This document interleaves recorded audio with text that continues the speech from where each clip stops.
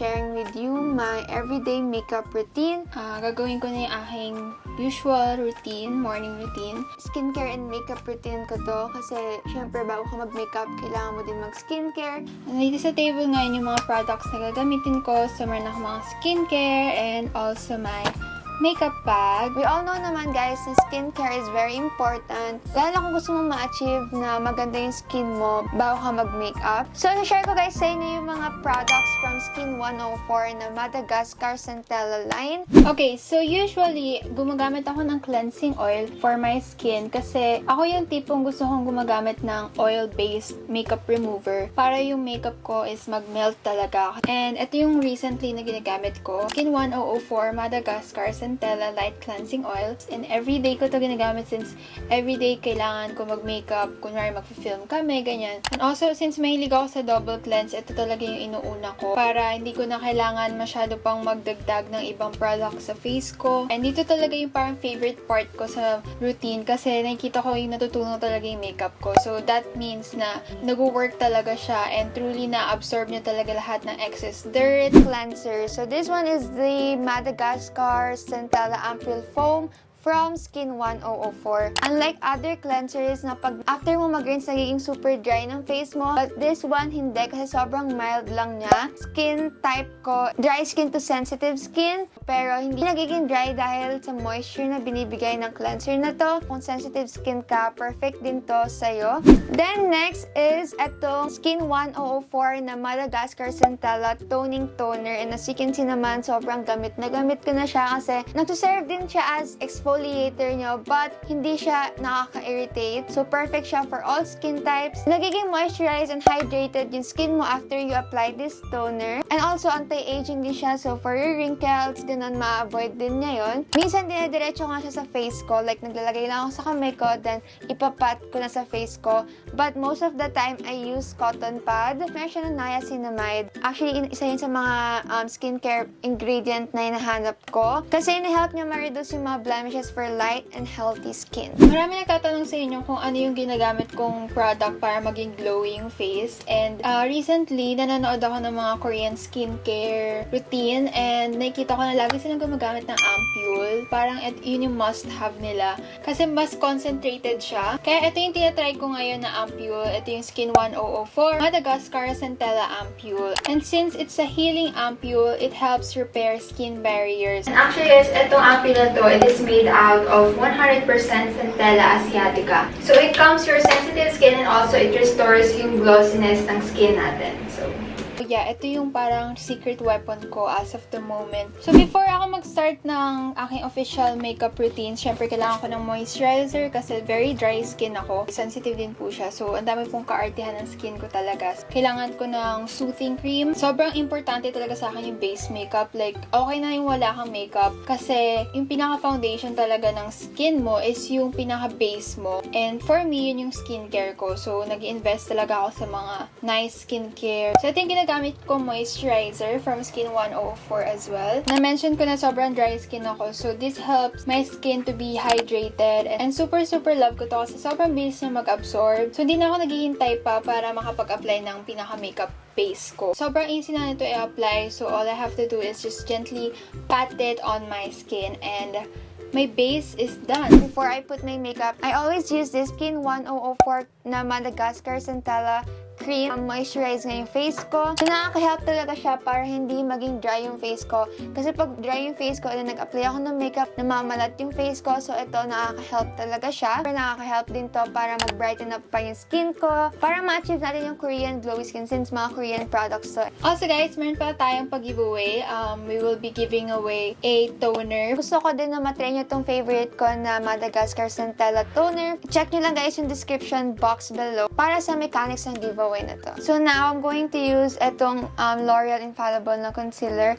Hindi na ako nagpa-foundation sa everyday makeup routine ko kasi masyado na siyang heavy for me. So, diretso concealer na ako. Like that. So, it's the time of the month, kaya meron akong pimple dito, pero normal lang naman yun. So, now we're going to blend it using this beauty blender. Sometimes, I use my fingers na, but mas gusto ko gumamit ng sponge ngayon para mas light yung coverage. Since for everyday lang naman.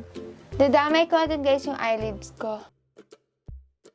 Pinaka first step ko talaga is maglalagay ako ng clip. Pero parang hindi ko siya mahanap dito. Hanap ako ng isa. Hindi ko mahanap yung isa, guys. Eto, nahanap ko na silang dalawa. Hindi talaga sila match sa isa't isa. Pero okay lang yan.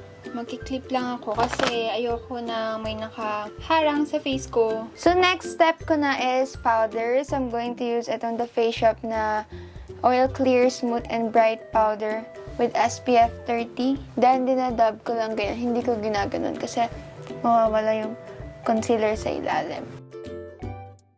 So, actually, paubos ko na nga siya. Kasi sobrang gamit na gamit ko itong powder na to. For everyday talaga, perfecto. Or minsan, pag natamad ako mag-ayos, powder lang, ganun. I just use itong Lights Camera Action na Super Face Cushion. Ito yung all-time favorite cushion ko kasi sobrang dali niyang gamitin. Tapos, ang ganda ng coverage niya. So, parang all-in-one na siya. Apply ko lang siya sa mga areas na meron akong pimple marks or kaya sa under eyes. Also, gusto ko to kasi hindi ko na kailangan maghugas ng sponge. Kasi kapag nag-concealer pa ako, guys, kailangan ko pa ito hugasan. Nakakatamad tumayo, tapos basain ko, tapos papatuyuin. Ang daming gagawin. I think that's good. Hindi ko nakikita yung sarili ko kasi ang layo ng camera eh, pero I think that's good. Okay, so after that, after my powder, naglalagay ako ng lip tint kasi ayoko nung medyo pale ng tignan ko kahit nag-aayos ako. So, lagay lang ako ng lip tint. Yan, parang di mo na ako sobrang pale kasi alam ko sobrang powdery na itsura natin ngayon. I usually use itong Lovely Cosmetics na eyebrow pencil, pero kahit anong eyebrow pencil naman ginagamit ko. As long as gray or black yung color niya or yung shade niya. So, ang ginagawa ko lang talaga for my brows is nagsishadowing lang ako. Here lang sa front, nagaganyan lang ako ng very, very light para magkaroon na siya ng shadow. Pinafollow ko lang yung shape ng eyebrows ko. Since everyday makeup to, ibig sabihin, wala naman ako masyadong pupuntahan kasi nga lockdown. Hindi na ako nag-eyebrows. Like, i-brush ko lang siya. Pero sige, mag-eyebrows tayo for the vlog.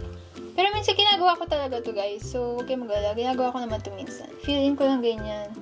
Okay na yan sa akin. Itong step na to, guys, optional lang to, pero pwede kayong gumamit ng brow mascara. Gamit ko tong Easy & Co na brow refiner in the shade Ash. Maging bushy brows yung itsura ng brows ko, ganun. For me, yung Ash na para dagdag shadow din siya. And then, ito lagi ko na itong ginagawa ever since natutunan ko siyang gawin. Brown na eyeshadow sa eyes ko. Hindi naman super brown, pero pang dagdag shadow lang talaga. Para hindi naman sobrang pale tignan ng mata natin. Itong Glam Squad palette from Happy Skin, sobrang gamit na gamit ko itong product na to. So, idadamay ko na din yung aking nose contour. The favorite kong lash curler from Shu Uemura. Na-hold niya yung lashes ko. Siguro mga 6 hours. Char, hindi naman. Sakto lang. I think that's okay. We are going to curl our lashes. So, bihira ako siyang gawin kapag nag-film lang siguro. Pero for streaming naman, di naman ako naggaganto. So, I'm just gonna curl my lashes. Actually, yung lashes ko naman, guys, mahaba naman talaga siya. Kahit ganyan ko lang, okay lang. So, I'll be using itong Pastel Cushion Blusher from The Face Shop in the shade Peach. Before, nagda-drunk blush look ako. Pero now, mas gusto ko na dito lang siya sa may taas na part. Para ka lang kinikilig na something, ganun.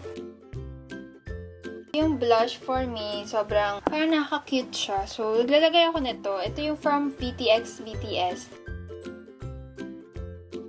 Hala, wala akong pang-blend. Okay, kakamayin ko na lang to, guys. Tapos, for contour, Pro Face palette from MAC. And, nagamit ko lang to.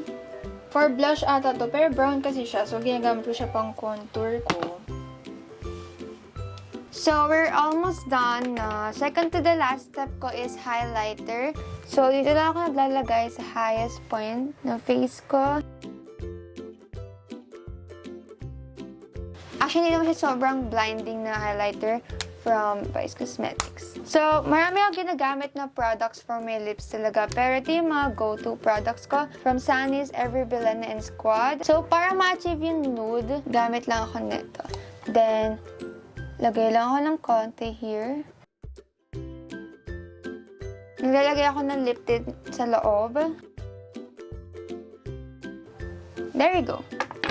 Then, ang pinaka-final step is lipstick. Mercy tint. Basta ganyan lang siya. And super love ko yung shade nito. Kasi para siyang yung lip color ko lang. Lagay ko lang siya dyan sa gitna. Itatap ko lang siya.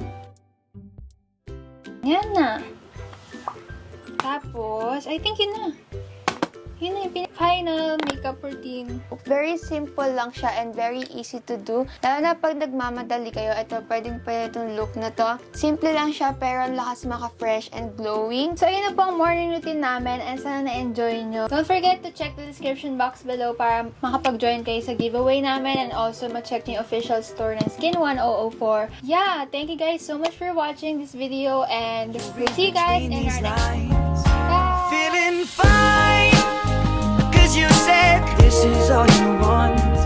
No more playing, wishing, waiting. I was taken, baby.